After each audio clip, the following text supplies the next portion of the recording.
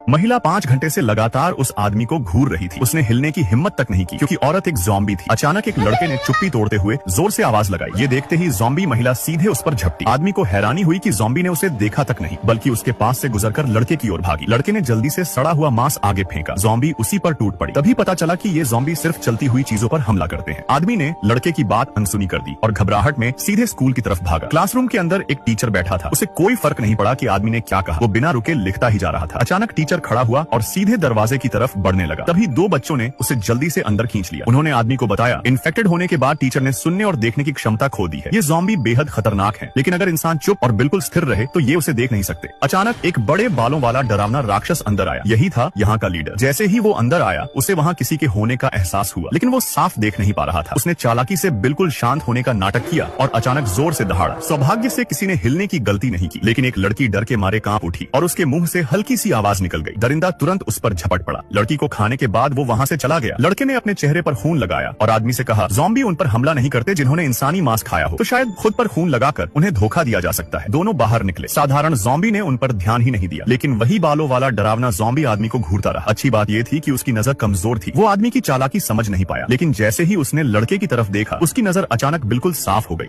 घने बालों वाला ज़ॉम्बी लड़के के पास आया और उसे सूंघने लगा। लड़के ने बिना डरे अपना कटा हुआ हाथ निकाला और उसे चबाने लगा। वो जानता था कि ज़ॉम्बी कभी भी इंसानी मांस खाने वालों पर हमला नहीं करते। उसने जैसा सोचा था वैसा ही हुआ। ज़ॉम्बी ने हार मान ली और पीछे हट गया, लेकिन उसके पीछे खड़े आदमी की किस्मत इतनी अच्छी नहीं थी। उसने ज़ॉम्बी की नकल करने का अच्छा प्रयास किया, लेकिन चालाक ज़ॉम्बी ने उसे पकड़ लिया। बालों वाला ज़ॉम्बी जोर से दहाड़ा और पूरा ज़ॉम्बी समाज उसके ऊपर टूट पड़ा। आदमी जान बचाने के लिए भागा, लेकिन एक गहरे गड्ढे में गिर गया। चारों ओर से ज़ॉम्बियों ने उसे घेर लिया। बालों वाला ज़ॉम्बी लड़के को पकड़े हुए उसके करीब आया। उसने आदमी की हिम्मत की प्रशंसा की और एक कटा हुआ हाथ उसकी ओर फेंका और कहा कि खा ले। अगर वो इसे खा लेगा तो वो परिवार का हिस्सा बन जाएगा। लेकिन आदमी ने तुरंत मांस का टुकड़ा नीचे फेंक दिया। ये देखकर ज़ॉम्बी बौखला गया और उसकी ओर झपट पड़ा। अगले ही पल आदमी चीखते हुए होश में आया। वो अब भी उसी गड्ढे में था। जब उसने ऊपर देखा, शहर पूरी तरह खाली था। ज़ॉम्बी और लड़का जा चुके थे। उसने हर जगह देखा, लेकिन बच्चा कहीं नहीं मिला। पछतावे और डर से भरकर वो फूट फूट कर रोने लगा। रास्ते से गुजर रहे कुछ अजनबी उसके पास आए और पूछा क्या हुआ। उसने सब कुछ बता दिया, लेकिन उन्होंने कहा ये कस्बा तो सालों से वीरान पड़ा है। फिर उन्होंने उसे अपनी कार में बैठाया और चले गए। पीछे एक महिला ने उसे गर्मा गर्म खाना खिलाया, जबकि आगे वाले आदमी ने मुड़कर उसे एक डरावनी बात कही,